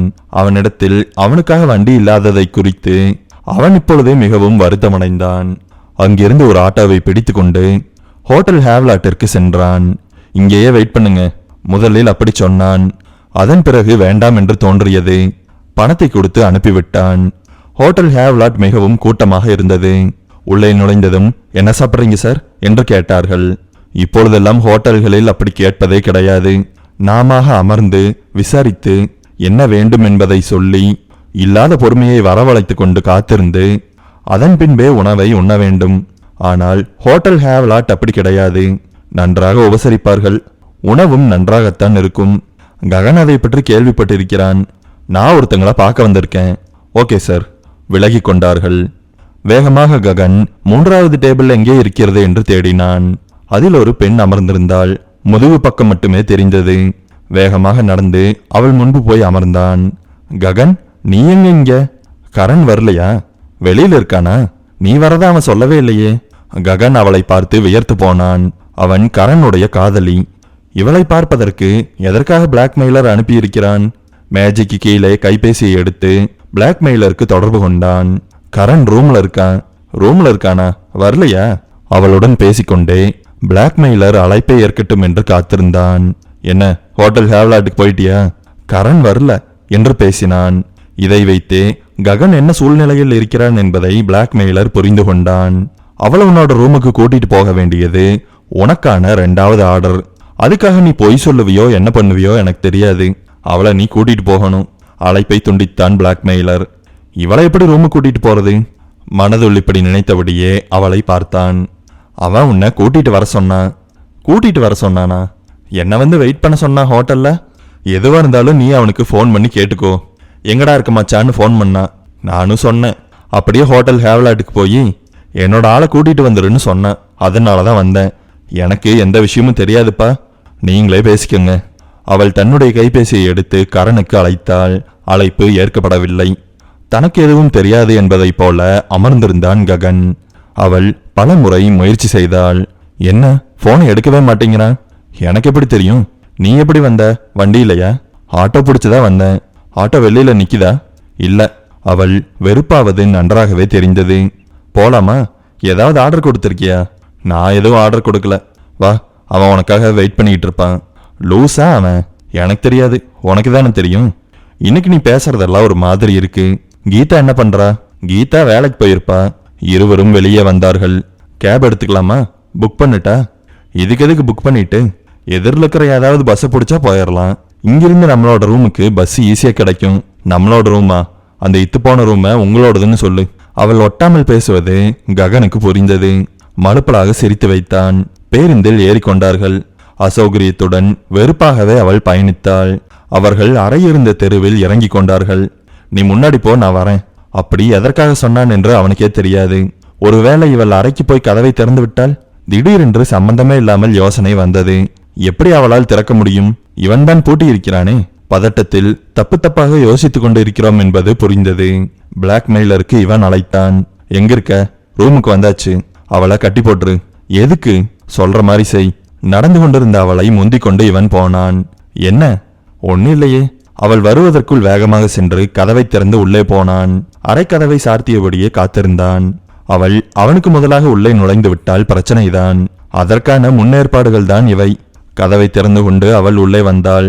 வந்ததும் கரண் கட்டப்பட்டிருப்பதை பார்த்து விட்டாள். அலறப்போனாள். ககன் எகிரி அவளை பிடித்தான். கத்த முடியாதபடி வாயில் கை வைத்து கொண்டான். அப்படியே இழுத்து கொண்டு போய் இருக்கையில் அமர வைத்தான். இருக்கைக்கும் கயிறுகள் அடங்கிய பெட்டி இருக்கும் இடத்திற்கும் நிறைய இடைவெளி இருந்தது. இவளை அப்படியே அமர வைத்துவிட்டு வேகமாக பெட்டியை நோக்கி ஓடினான். அதற்குள் அவள் கத்தியிருந்தாள். கத்தாத.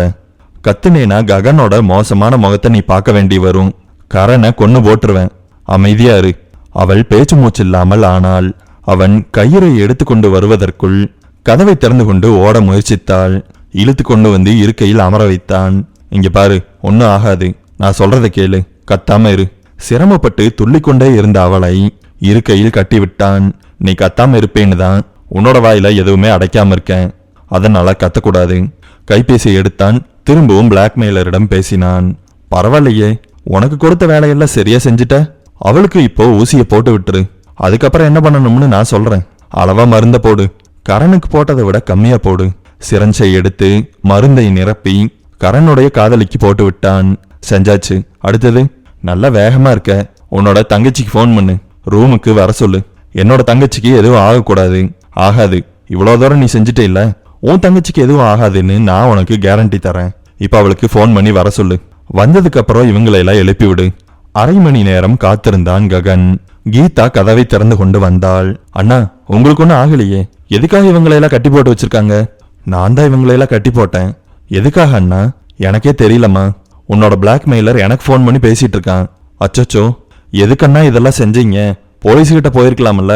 இல்லம்மா, உன்னோட பேரு கெட்டக்கூடாது, உனக்கு எதுவும் ஆகிடக்கூடாது. அவன் உன்னை கொன்றுவன்னு மிரட்டினா, அதனாலதான் இதெல்லாம் பண்ணேன். அவனுக்கு ஃபோன் பண்ணணும், அதுக்கு முன்னாடி இவங்களையெல்லாம் எழுப்பணும். தண்ணீர் தெளித்து அவர்களை எல்லாம் எழுப்பி விட்டான். கரண் கண் விழித்ததும் பயங்கரமாக கத்தினான். மச்சி, அவுத்து விடுடா. நீ எப்படி இங்க வந்த? காதலியை பார்த்து கேட்டான். ககன் தான் கூட்டிட்டு வந்து கட்டி போட்டாரு. எதுக்காகடா இதெல்லாம் பண்ணிட்டு இருக்க? ககன் பேசவில்லை. கைபேசியை எடுத்து பிளாக்மெயிலருக்கு அழைத்தான். சரி, போன வை, நான் இனி கொஞ்ச நேரத்துல அங்க வருவேன். நீங்க நேர்ல வரீங்களா? ஆமா, வெயிட் பண்ணு. அவன் சொன்னதை போல இவன் காத்திருப்பான். ஆனால் கரனும் அவனுடைய காதலையும் காத்திருப்பார்களா? முதல்ல இவங்களோட வாய கட்டி வைக்கணும். அவன் வரதுக்குள்ள இவங்க கத்திட்டாங்கன்னா என்ன பண்றது? அண்ணனும் தங்கையுமாக சேர்ந்து அவர்களுடைய வாயில் இறுக்கமான ஒரு துணியை போட்டு கட்டினார்கள். பிளாக்மெயிலருக்காக காத்திருக்க தொடங்கினார்கள். சில நிமிடங்கள் கழித்து கால்பாகம் திறந்து வைத்திருந்த கதவின் இடுக்கில் ஒரு நிழல் தெரிந்தது. உள்ளே அவன் நுழைந்தான். உள்ளே நுழைந்தவனை உற்று நோக்கினான் ககன். அவன் உடையிலும் நடையிலும் ஒரு அலட்சியம் தெரிந்தது. யாரையும் அவன் சரியாக பார்க்க கூட இல்லை. கதவை முழுவதுமாக மூடினான். அப்புறம் எல்லாம் என்ன பண்ணிக்கிட்டு இருக்கீங்க? யாரு நீ? உன்னோட குரலை தான் நான் போன்ல கேட்டேன். அப்போ நீ தான் அந்த பிளாக்மெயிலரா? நான் பிளாக்மெயிலர் கிடையாது, நான் கொலகாரன். நான் தான் உங்ககிட்ட போன்ல பேசினேன், அதுக்காக நான் தான் பிளாக்மெயிலர்னு நீ ஏன் நினைச்சுக்கிட்டா இப்படி? ககனுக்கு சுத்தமாக அவனை யார் என்றே தெரியவில்லை. நீ சொன்னதை கேட்டுதானே இதெல்லாம் செஞ்சேன். ஆமா, அதுல என்ன சந்தேகம்? நீ நல்லா குழப்புற, அப்புறம் என்ன சந்தேகம்னு வேற கேட்கற. நான் தான் உனக்கு போனை போட்டேன். உன் ஃப்ரெண்டை கட்டி போட சொன்னது, அவனோட லவ்வரை கூட்டிட்டு வர சொன்னது, அவளையும் கட்டி போட சொன்னது, உன்னோட தங்கச்சிக்கு போனை போட்டு வர சொன்னது எல்லாம் நானே.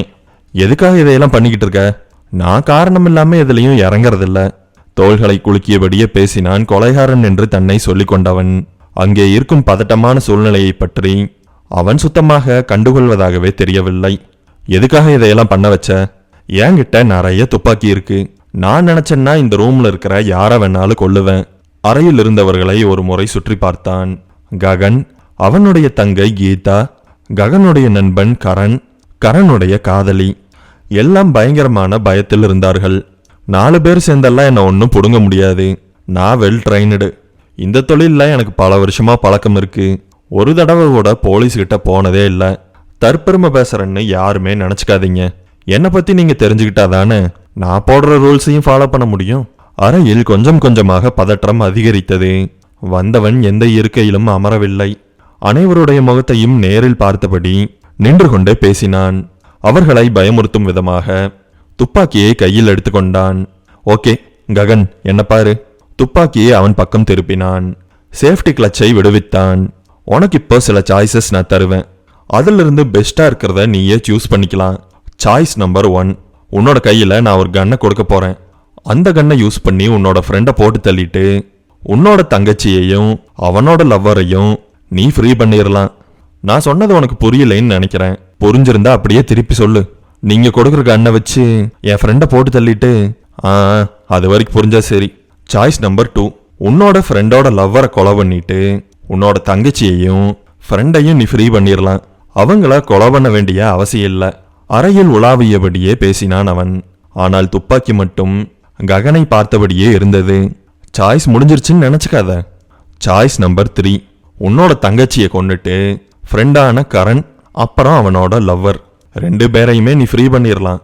இத்தனை சாய்ஸும் உனக்கு பிடிக்கலைன்னா பரவாயில்ல, போனஸா சூப்பரான ஒரு சாய்ஸை தரேன். சாய்ஸ் நம்பர் 4, நீ தற்கொலை பண்ணிட்டு உன்னோட தங்கச்சி, ஃப்ரெண்டோட லவ்வரு எல்லாரையுமே ஃப்ரீ பண்ணிடலாம். ஓகே, நான் சொல்ல வேண்டியதை தெளிவா சொல்லிட்டேன்னு நினைக்கிறேன்.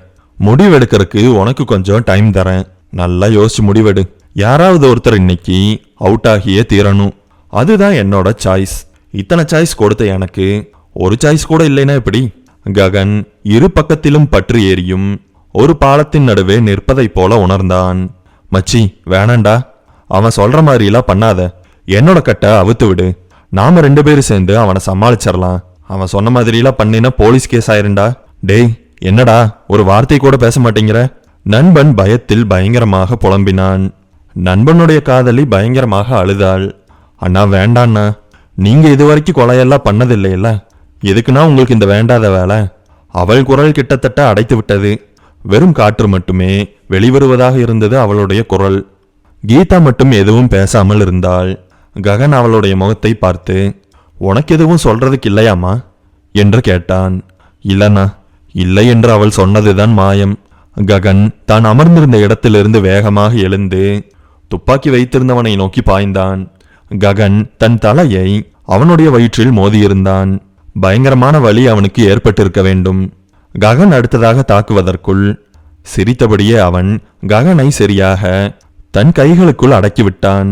தரையை பார்த்தபடியே கிடுக்குப்பிடியாக இருக்கும் அவனுடைய கைகளுக்குள் மூச்சுவிட முடியாமல் திணறிக் கொண்டிருந்தான் ககன்.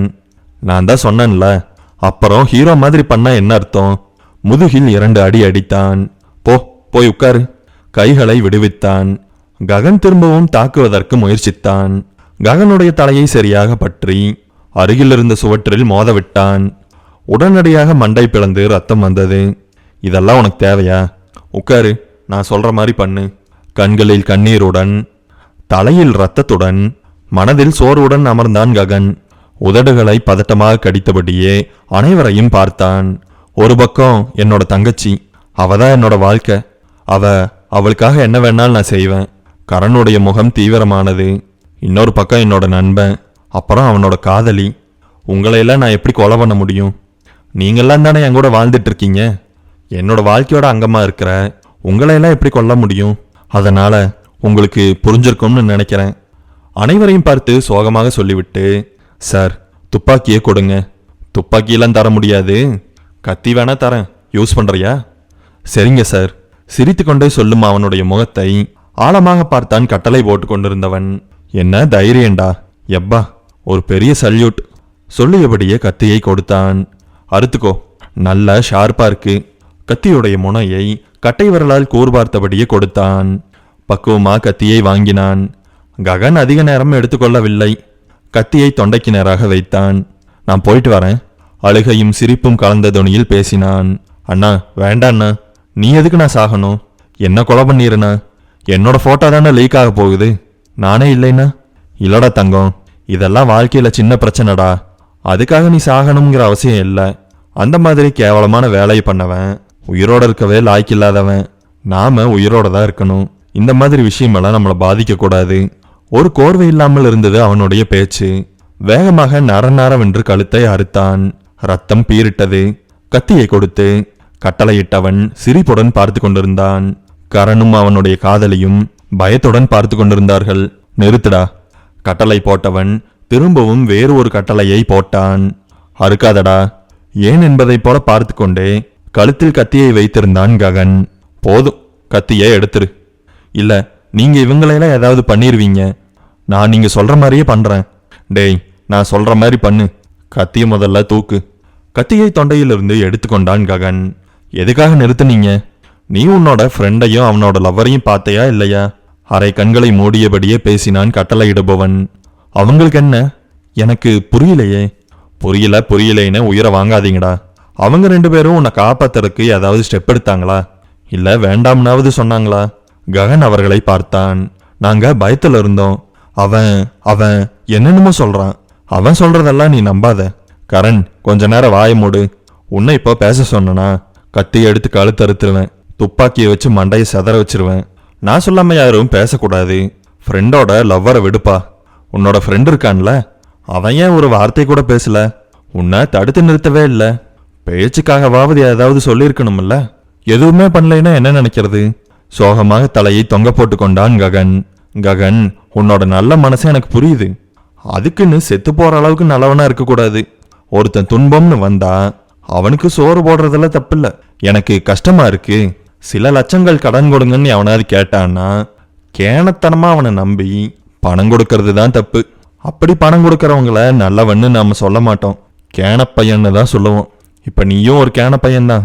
பணத்தை கொடுத்தாலாவது பரவாயில்ல, நீ உன்னோட உயிரிய தரங்கிறியே. சரி, சுச்சுவேஷனை கொஞ்சம் இன்ட்ரெஸ்ட் பண்ற மாதிரி என்கிட்ட ஒரு வீடியோ இருக்கு. அதை உங்க எல்லாரும் முன்னாடியும் நான் இப்ப காட்ட போறேன். கைபேசியை எடுத்து ஒரு காணொளியை ஓட விட்டான். காணொளியில் ஒருவன் இருந்தான். பேசட்டுமா பேசட்டுமா 2 முறை கேட்டான். அவனை பார்த்த உடனே யார் என்று ககனுக்கு புரிந்து போனது. அன்று இரவு கீதாவை கடத்த முயற்சித்தவன் நுழைந்த வீடு. அந்த வீட்டில் இருக்கும் நபர்தான் இப்பொழுது பேசத் தொடங்கினான். 3வது முறையாக பேசட்டுமா என்று கேட்டான்.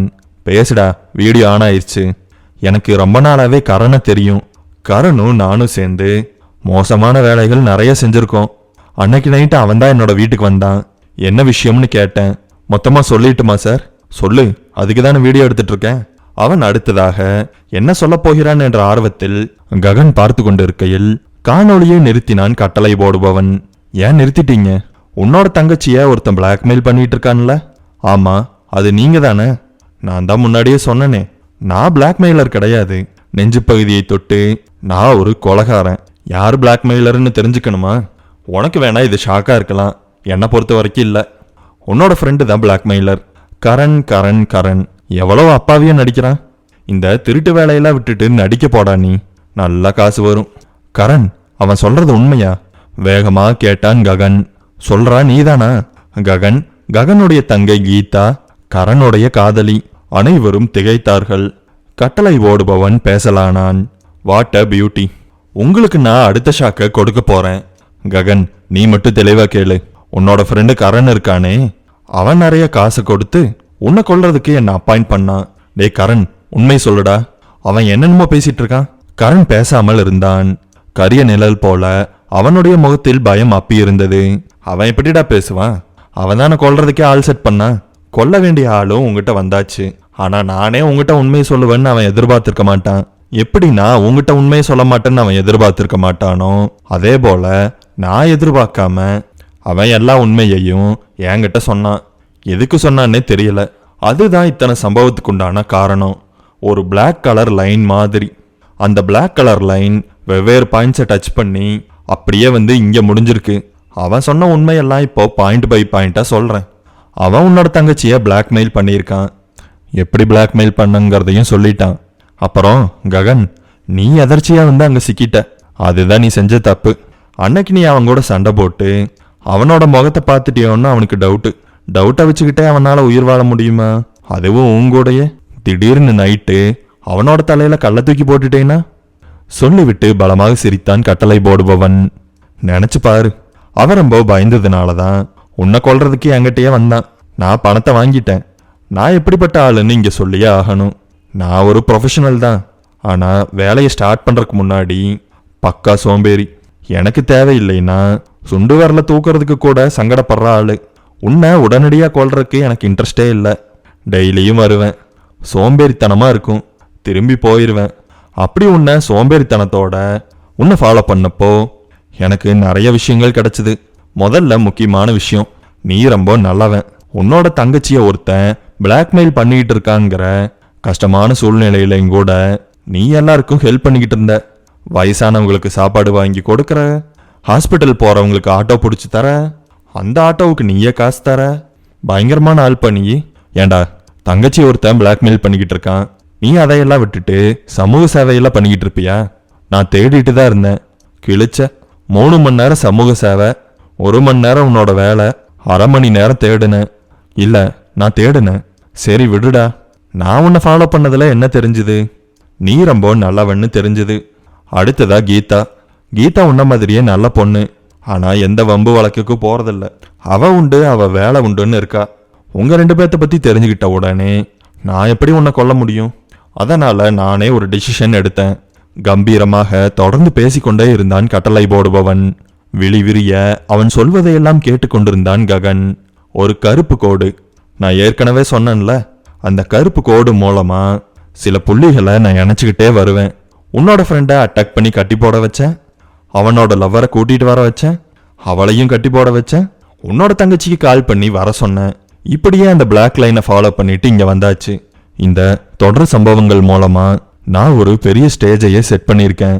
அந்த ஸ்டேஜ் மூலமா மட்டும்தான் நீ உண்மையை எல்லாம் புரிஞ்சுக்க முடியும். உன்னோட நண்பனோட உண்மையான முகத்தை பத்தி தெரிஞ்சுக்க முடியும். நீ கழுத்துல கத்திய வச்சு அறுத்துக்கும் போது கூட அவன் ஒண்ணுமே சொல்லல. எவ்வளவு மோசமா இருக்கான்னு பாரு. நான் செட் பண்ண ஸ்டேஜ் மூலமா நீ உண்மையை தெரிஞ்சுக்கிட்ட. இப்ப நாம அடுத்த கட்டத்துக்கு போலாமா? ககன், அவன் சொல்றதெல்லாம் பொய். அவன் சொல்ற எதையுமே நம்பாத. சாத்தியம் இல்லாத விஷயங்களை பத்தி அவன் பேசுறான். நான் எதுக்காக உன்னை கொல்லணும்? அதுக்கு எதுக்கு இவனை அப்பாயிண்ட் பண்ணணும்? எதுக்கு உன்னோட தங்கச்சியை நான் பிளாக்மெயில் பண்ணணும்? அவளும் எனக்கு தங்கச்சி மாதிரி தானே. டேய், இது வரைக்கும் ஓகே. பிளாக்மெயில் பண்ண பொண்ண தங்கச்சின்னு சொல்ற பத்தியா? உன்னெல்லாம் சும்மாவே விடக்கூடாதுடா. துப்பாக்கியை கரணின் பக்கம் திருப்பினான் கட்டளை போடுபவன். அவனை கொலை பண்ணிடாதீங்க. அவன் வாயிலிருந்தே நான் உண்மை தெரிஞ்சுக்கணும். ககன் பயங்கரமாக கத்தினான். உண்மையா? இவனோட வாயிலிருந்தா? நெவர். அது வரதுக்கு வாய்ப்பே கிடையாது. நீ உண்மைதானே தெரிஞ்சுக்கணும். அன்னைக்கு நீ இன்வெஸ்டிகேட் பண்ணியே ஒருத்தன் இப்ப கூட வீடியோல வந்தானே, அவனும் உன்னோட ஃப்ரெண்டு எடுத்துக்கிட்ட போட்டோ என்கிட்ட இருக்கு, பாக்கறியா என்று சொல்லிவிட்டு அந்த புகைப்படத்தை எடுத்து காண்பித்தான். ககன் அதை வாங்கி நன்றாக சோதனையிட்டான். என்னப்பா, உனக்கு இப்போ விஷயமெல்லாம் புரிஞ்சுதா? புரிகிறது என்பதை போல தலையை அசைத்தான் ககன். புரிஞ்சா கோடான கோடி சந்தோஷம். அண்ணா, எனக்கு ஒண்ணு தோணுது. என்ன? அந்த போன்ல கேட்ட வாய்ஸ் எனக்கு தெரிஞ்ச வாய்ஸா இருந்தது. என்னதான் குரலை மாத்தி பேசினாலும் அந்த வாய்ஸ் யாரோ எனக்கு தெரிஞ்ச ஆள் மாதிரியே இருந்ததுன்னு நான் யோசிச்சுக்கிட்டே இருந்தேன். இப்பதான் எனக்கு தெரியுது, அந்த வாய்ஸ் கரனோடது. கட்டளை போடுபவன் கைதட்டினான். உன்னோட தங்கச்சியே சொல்லிட்டா. சூப்பர், நல்ல நாலேஜுமா உனக்கு. ககன், கீதா 2 பேரும் கிளம்புங்க. அண்ணன் தங்கச்சிய நான் ஒன்றும் பண்ண போறதில்ல. 2 பேரும் சந்தோஷமா நிம்மதியா வாழுங்க. எனக்கு இவங்க கிட்ட பேசறதுக்கு சில விஷயங்கள் இருக்கு. சார், அவன் அந்த போட்டோவை டெலீட் பண்ணிட்டானான்னு மட்டும் கேளுங்க. டெலீட் பண்ணிட்டியா வச்சிருக்கியா? வச்சிருக்கேன். டெலீட் பண்ணிடு. இல்லைன்னா இந்த உலகத்துல இருந்து உன்னை டெலீட் பண்ணிடுவேன். போனை எங்க வச்சிருக்க? கைபேசி இருக்கும் இடத்தை சொன்னான். போனை பக்கத்துல வச்சுக்க மாட்டியாடா புறம்போக்கு? கட்டளை போடுபவன் கைபேசியை எடுத்து ககனிடம் கொடுத்தான். இந்த போனை நீ ட்ராஷ் பண்ணிரு. வேற ஏதாவது காப்பி வச்சிருக்கியா? நெட்ல லீக் பண்ணிட்டியா என்ன? இல்ல. அப்படி ஏதாவது லீக் பண்ணின்னு தெரிஞ்சதுன்னா உன்னோட பாடியில் இருக்கிற ரத்தத்தை லீக் பண்ணிடுவேன். பயந்து போனான் கரண். வெளியில போங்க, உங்களோட வேலையெல்லாம் முடிஞ்சதில்ல. Thanks sir. என்னை கொலை பண்ண வந்துட்டு எங்க 2 பேர்த்து வாழ்க்கையையும் காப்பாத்திட்டீங்க. வெளியில போடா. ககனுடைய நன்றியை கூட அவன் ஏற்றுக்கொள்ளவில்லை. ககன் திரும்பி கரனை பார்த்தான். ஒரு வார்த்தையை கூட பேசவில்லை. தங்கையுடைய கரத்தை பிடித்தான். வாமா, நம்மளுக்கு எல்லாம் இன்னும் நல்ல காலம்தான். இருவரும் அறையை விட்டு வெளியே வந்தார்கள். அவர்கள் வந்து சில நொடிகளிலேயே கரனுடைய காதலையும் வெளியே வந்தாள். என்னையும் அவர் போ சொல்லிட்டாரு. ககனை பார்த்து பாவமாக சொன்னாள். சரி என்பதைப் போல தலையை அசைத்தான் ககன். மூவரும் நடந்தார்கள். பேருந்து நிறுத்தத்தில் காத்திருந்தார்கள். பேருந்து வந்ததும் ஏறிக்கொண்டார்கள். வெவ்வேறு இருக்கையில் அமர்ந்து கொண்டார்கள். கரண் கைபேசியில் இருந்த கீதாவுடைய அந்தரங்கமான படங்களை நீக்கினான் ககன். ஒரு அண்ணனாக தன்னுடைய கடமையை செய்துவிட்டான். தன்னையும் தன்னுடைய தங்கையையும் காப்பாற்றிய அந்த முகம் தெரியாத நபருக்கு மனதார நன்றி சொன்னான் ககன். அறைக்குள் கரனும் கட்டளை போடுபவனும் தனியாக இருந்தார்கள். உனக்கு நான் நிறைய காசு தரேன், அவங்களையெல்லாம் போட்டு தள்ளிரு. எல்லாரையுமே, ககன், கீதா, என்னோட ஆளு எல்லாரையுமே போட்டுரு. நீ எதிர்பார்க்காத அளவுக்கு காசு தரேன்.